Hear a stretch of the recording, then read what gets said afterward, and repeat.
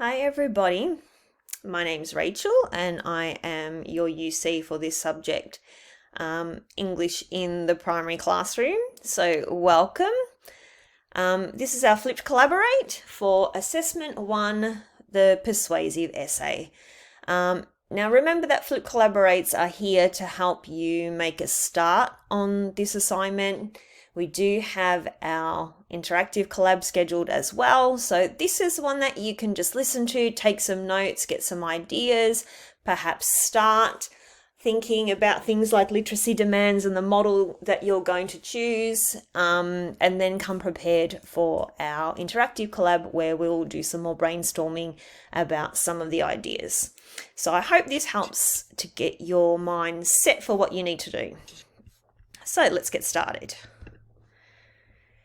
Our details are that we have a persuasive essay that we need to write. It's 1,500 words long, give or take 10%. It is worth 30% and it is due the Monday of week 4. If you've had a look in the assessment details so far, you'll see that it is a persuasive essay and that there is a particular overarching question that we are going to be looking at. The overarching question is, there is a danger that an overemphasis on one teaching strategy for reading will be to the detriment of other equally important strategies, which is something that I would certainly agree with. When I had a look at this persuasive essay and had a read of the assessment details, that was my initial feeling, and my initial thought was that with reading, it's really important that you embrace many series of models, and you're going to use them at different points in students' learning journeys, and you're going to use them at different times, even throughout a reading lesson. Because what you'll find out from doing the research over this unit is that each of the models have advantages to them. Each of the models embrace different elements of literacy and different capacities within literacy. So they all have their place within a whole model of reading, or thinking about what teachers do in the classroom. You would use each of these different models because they look at certain aspects of literacy and look at certain aspects of reading, and they help with particular aspects of reading that are really important. So when you're looking at that question, you are going to have to say that focusing on one particular strategy can be to the detriment of a whole reading program. It is very important that teachers embrace many different strategies. But then you need to, for the purposes of this essay, we do need to choose a particular strategy. That's not something that we do in the classroom, but for the purposes of this task, we do need to choose a particular model, and we are going to argue the points of why that particular model is strong, why that particular model is relevant, and how we use it in the classroom. I have decided to include this because I think it gives you an idea on these sorts of models in the real world.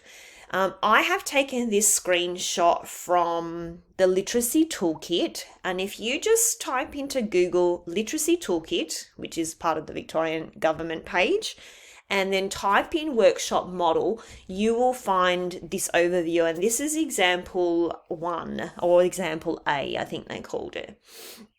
So you can see here that within a reading program, we would have time and space within our reading program to embrace many of these different models that we're going to talk about today. Within the purple section here is the differentiated phonological awareness teaching, which means that we're going to be having a look at teaching kids phonics, teaching kids the broader arching concepts within phonological awareness, like syllables and onset and rhyme and alliteration, moving into phonemic awareness, where we have look at those particular discrete little phonemes and their matching graphemes. But that's for 20 minutes in your morning program, and then you can see that you move on to your mini lesson, which is very targeted. It is most likely full grade, and you're going to use probably a modeled or a shared reading approach. And within that section, then you're going to be embracing a lot of perhaps the whole language ideas of looking at whole texts and embracing images and have a looking at the story as a whole and how it connects to our lives and what it means to us as a text, as a whole piece of written work, looking at things like author's intent. So that's very much based within elements of whole language, elements of reader response, and elements of some of the areas of the 4 resources model as well. When kids are doing their own differentiated learning, they could be making connections through a reader response, or they could be doing some critical thinking. So within this Victorian workshop model, you can see how in a real life context, all of those models are embraced.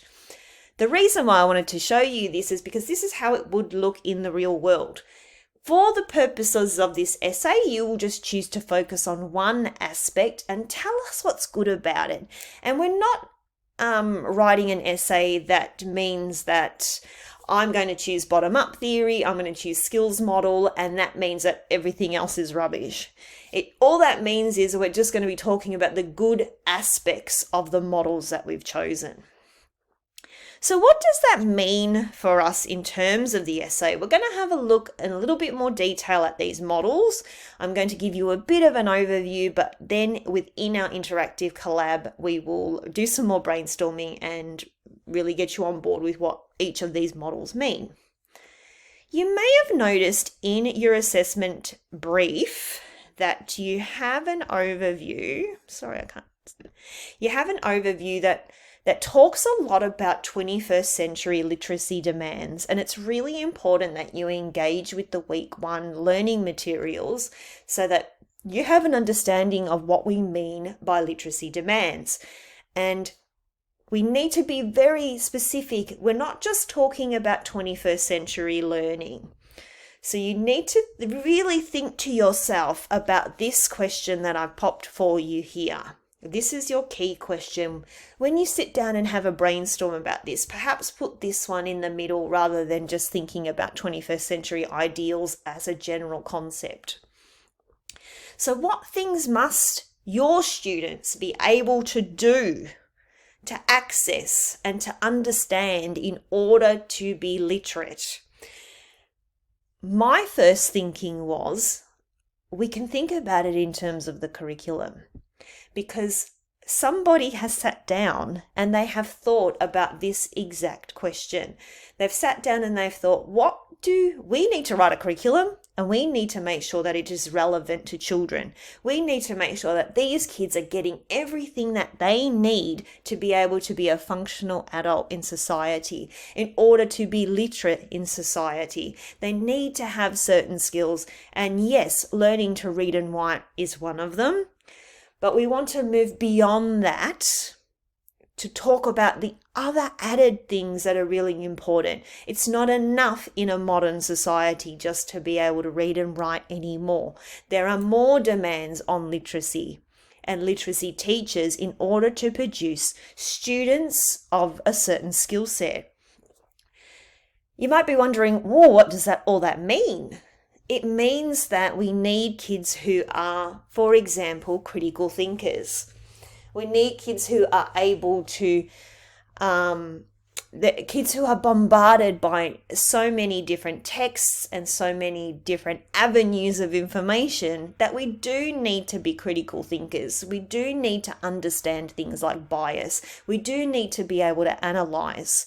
And if you look in the English scope and sequence, you will see those words being used in the content descriptors.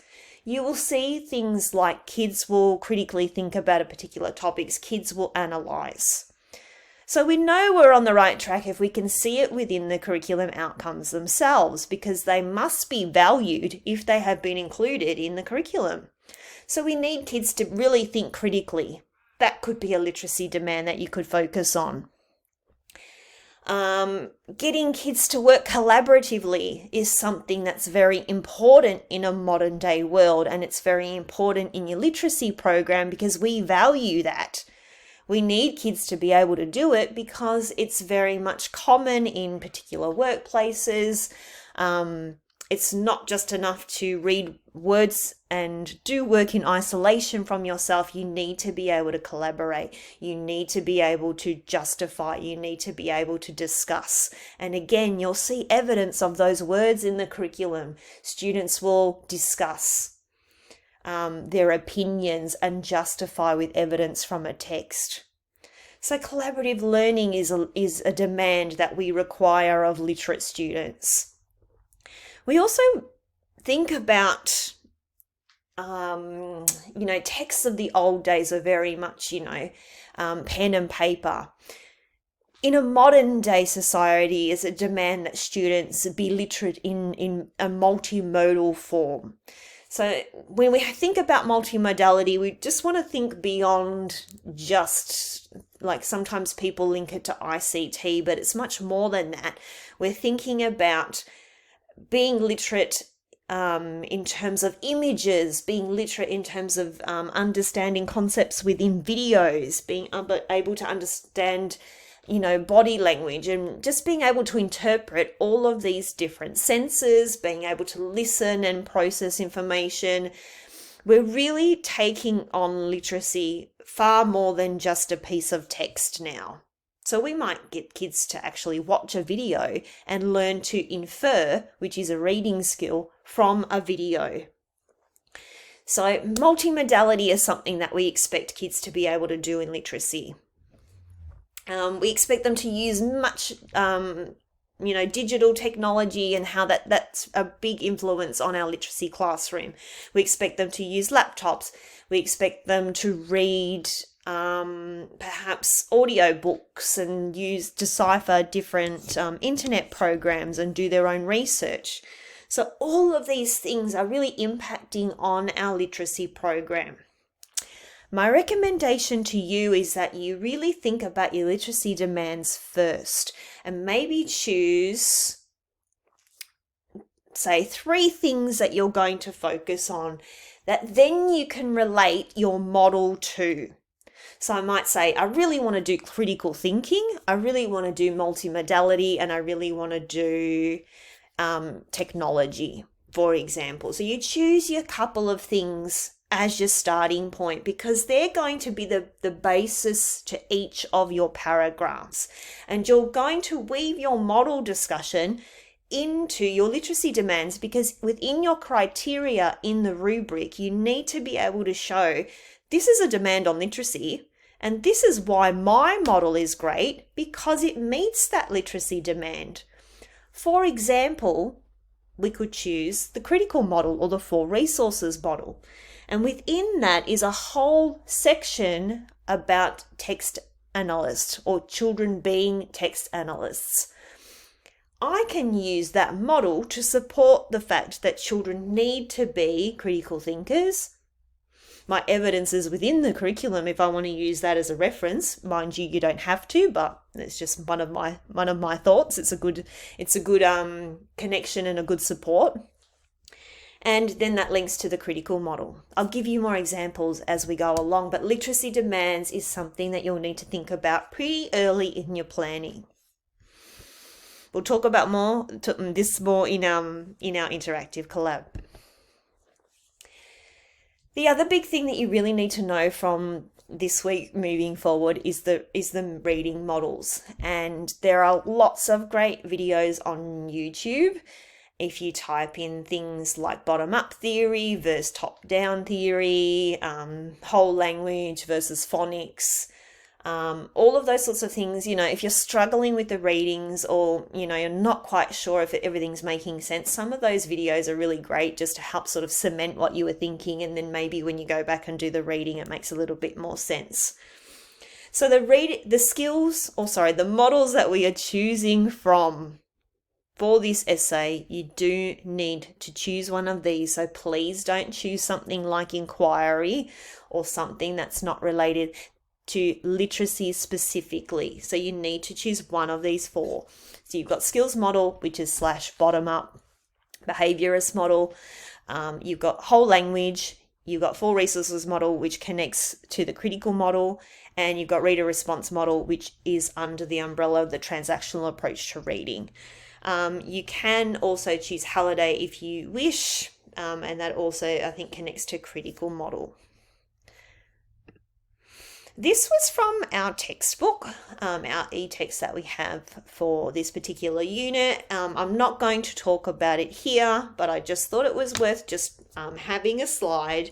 If you just want to have a very quick summary of those models that you are allowed to choose from and the theory that connects to the model. So we've got our theory is the overarching theory that this model has been built to cater to or based around. So for example, transactional approach to reading has a whole theory behind it. And from that theory, they developed the reader response model. The reader response model is something that you would do practically in the classroom. How does it look practically in the classroom?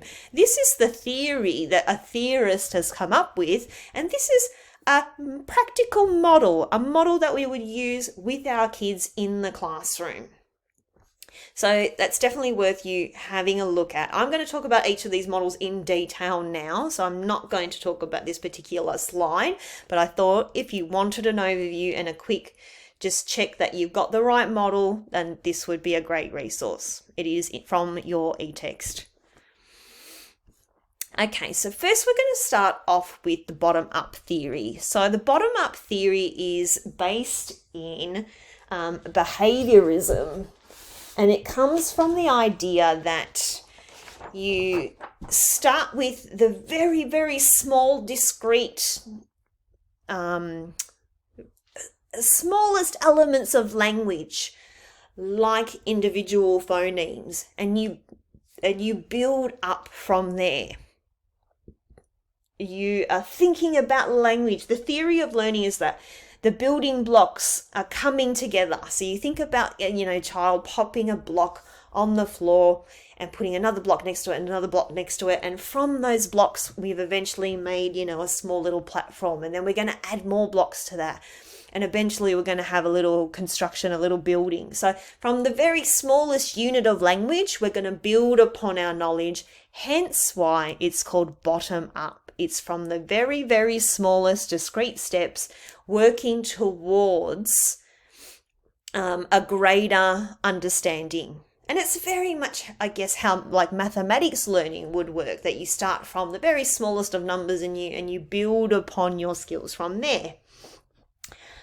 It is very much of the mindset that decoding and comprehension are quite distinct from each other, but it's very important in the sense that the basis of bottom-up theory is that you have to be able to code, decode, code break to a certain level in order to be able to comprehend to any sort of decent level. So it comes from the theory that if you are decoding a text and all of your cognitive load is spent having to decode that text, you're not going to be able to comprehend very much anyway. So we really, really need to get those junior school kids really working from this bottom-up theory, because they need that direct instruction. They need that explicit teaching. Perhaps a good resource could be the HITS, the high impact teaching strategies, because it talks about the importance of explicit teaching in there, and you needing to really, really teach each of those minute skills from the bottom up. So bottom up theory has roots to behavioralism, because behaviorists believe that learning is best accomplished through practice and reward.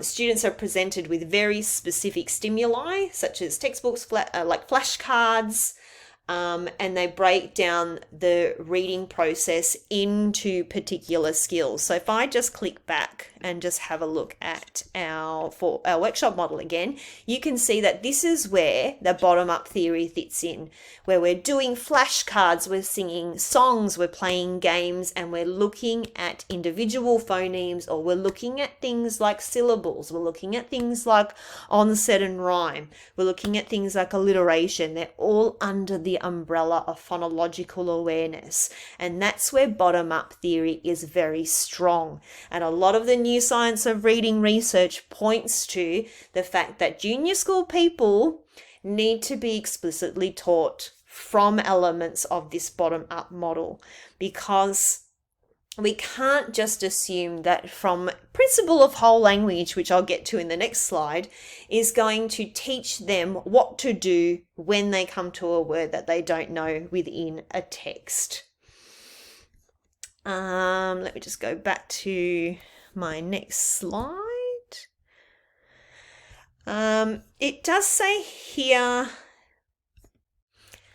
students are working from a predetermined set of skills. You have a very specific scope and sequence that you're working through. So we think about phonological awareness being an umbrella of skills and a progression of skills starting from syllables. And you can see that in our prep curriculum, moving through to, deleting and manipulating phonemes in grade 2. It's a set of skills, a scope and sequence that we're following. Criticisms of bottom up, not that you will be criticizing in your persuasive essay, because you're only going to be focusing on the things that are great about your model, but you can also use these as benefits to the other models, is that the bottom up theories do not consider the reader's background or prior experiences, nor do readers have a sense of the larger picture of why people learn to read. So it's very much based in reading is a set of skills that need to be learnt from those very minute skills, moving towards the bigger picture. As you can imagine, whole language is kind of the opposite to that, hence why it's called top-down theory. The idea of whole language started from, I think it was Goodman, believe it was sometime, I was going to say 1960s, but it says 1980s in my little thing from the e-text, so you'll have to check the actual date yourself, but it was Goodman, a few other whole language theorists coming to the idea through that psycholinguistic lens that, we just talked about bottom-up theory being quite removed from text. You'll often see teachers sitting with flashcards. You'll often see kids, say, for example, practicing individual sounds in isolation. And the criticism of that was, where's the story? Where's the love of reading? Where's the connection to text? You're making reading a very disconnected, process. So the whole language experts believed that it was very important to have strong connections with text. Reading, writing, and listening and speaking are interrelated and used in authentic means to accomplish work. Students could be reading about a particular subject. They could be reading many, many different types of texts. They work in small groups. They read different materials. If we think about that workshop model and we have a look at explicit teaching, whole language is very much based around elements, particularly of guided reading, but also of shared reading, where we do things like we have a look at the cover of a book and we talk about what the title means, and we have a look at what clues we can see in the pictures on the front of the book. We predict, we go for picture walks, we look at the context of the text. All of these things that we do in a guided reading session are all based in this whole language approach. It is very much whole text, whole word. What other clues can I get from the text rather than just purely graphophonic cues? If you have ever seen a running record being conducted and you've been lucky enough to see part of the miscue analysis, you will notice that there is an MSV part to that.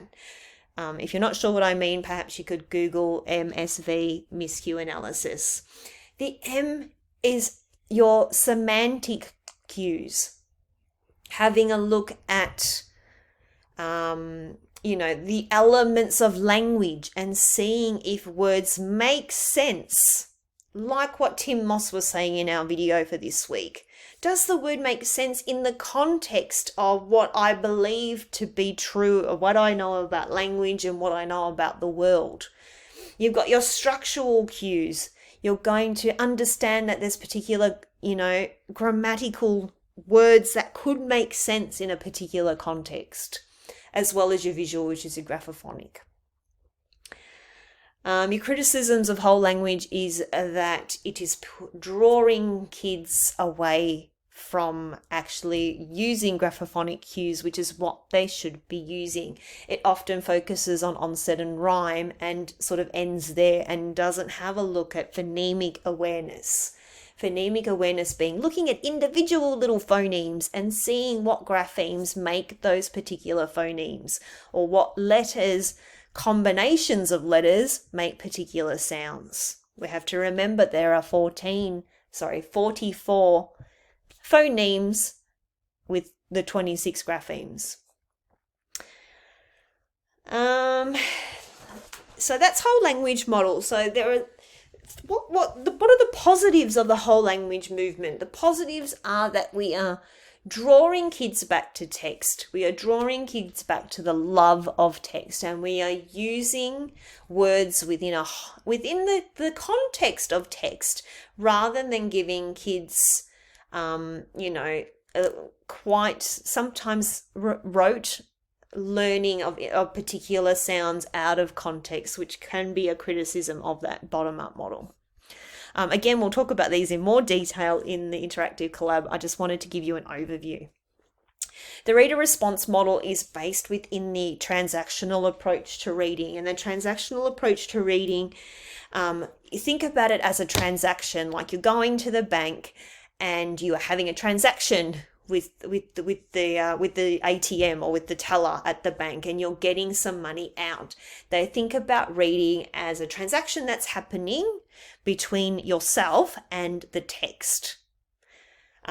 You are going to have a reaction or a transaction with the text based on your own prior experiences and your own prior knowledge. And people will have different reactions even to the same text, because they will bring their own, lived experiences with them to the text. So for example, in our e-text, they gave us the example of, Charlotte's Web.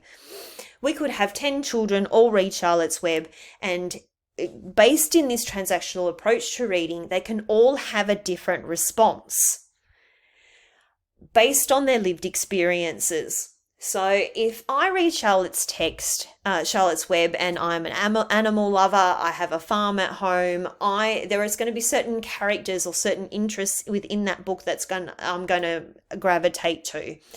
Another student might not even care about the farm. They might just care about the friendship between Wilbur and Charlotte, and that might be special to them because they have a special friend and they loved the idea of that strong friendship.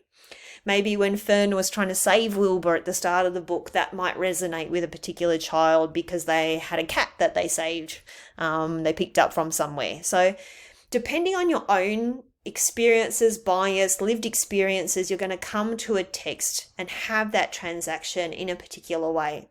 Transactional approach also looks at stances, and you come to a text from a particular stance. So you'll come sometimes with an informational stance, and you'll understand that this text has a purpose to it that is going to help me a recipe is going to help me to cook a particular dinner, and this manual in my car is going to help me to be able to fix something that's wrong. So texts have different purposes.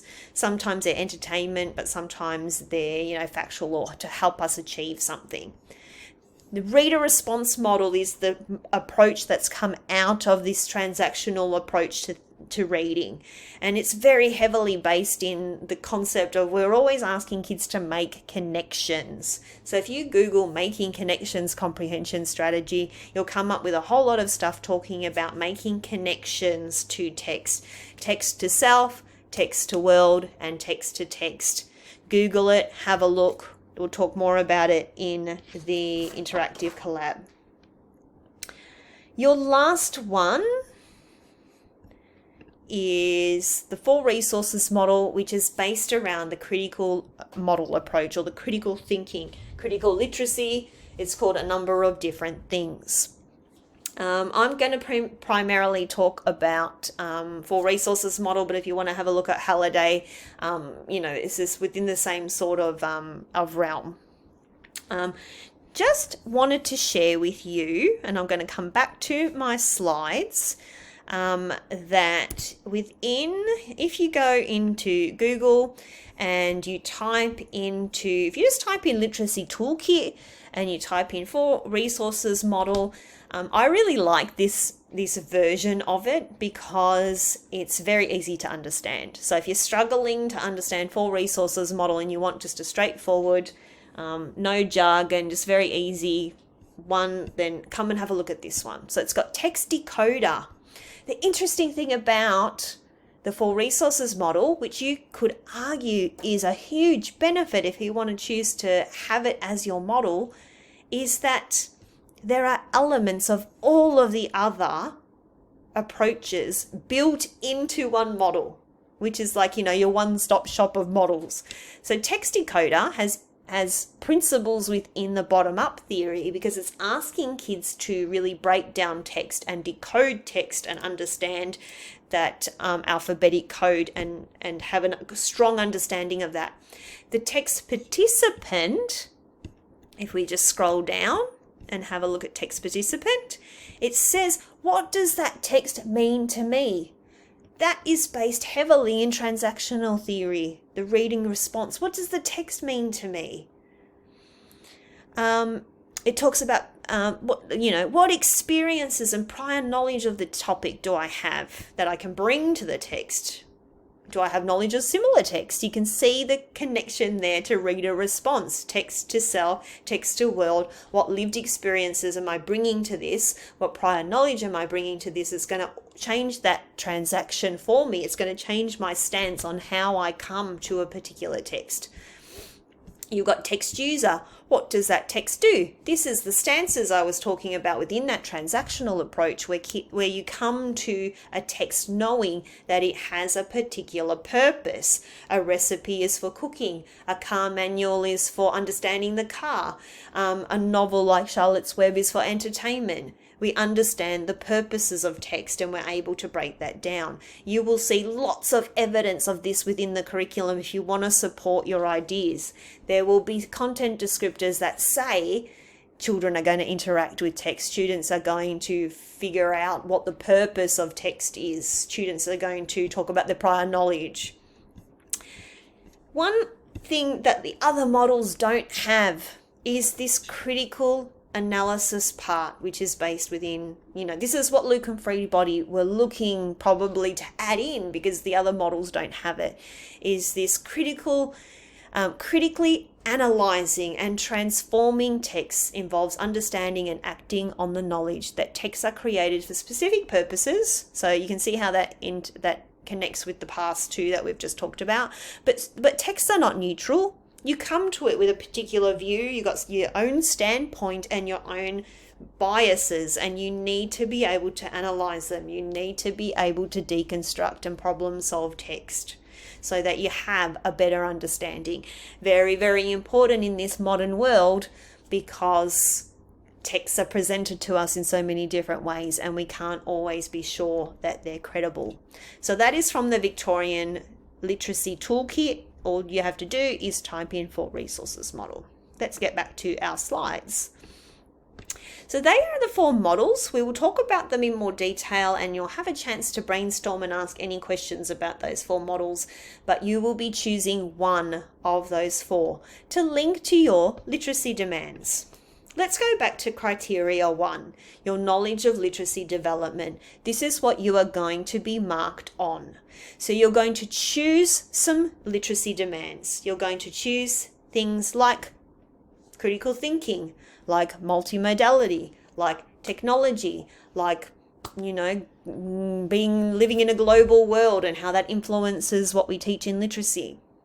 All of these sorts of things, you might have, say, 2 or 3 of those, or depending, I'm not sure how it's going to go with the word count, guys. So just choose a couple of literacy demands.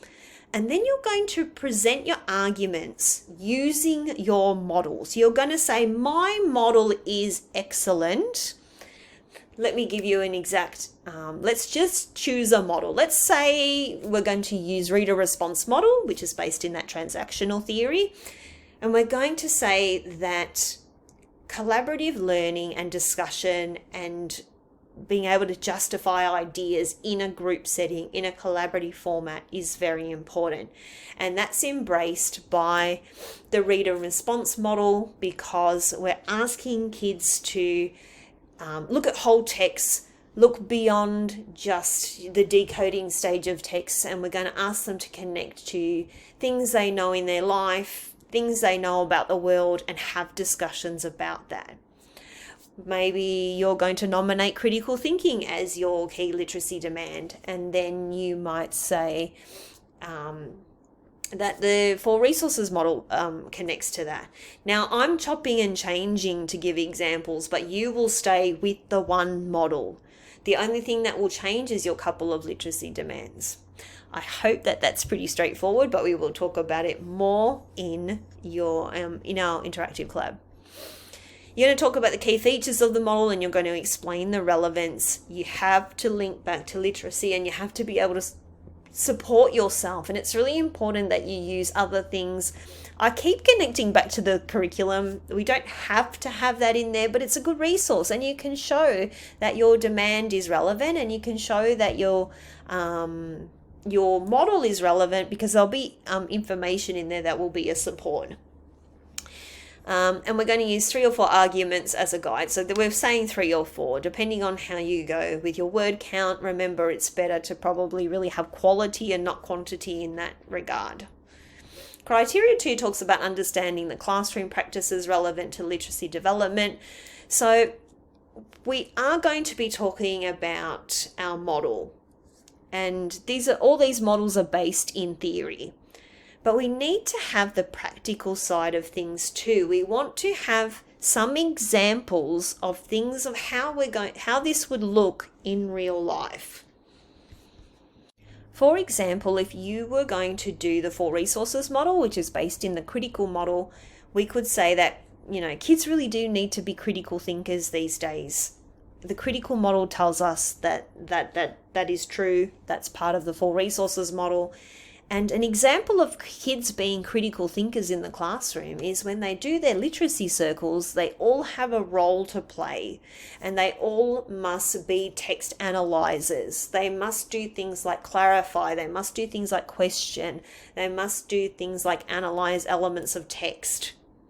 So we need to give specific classroom examples of where you're going to see this particular trait.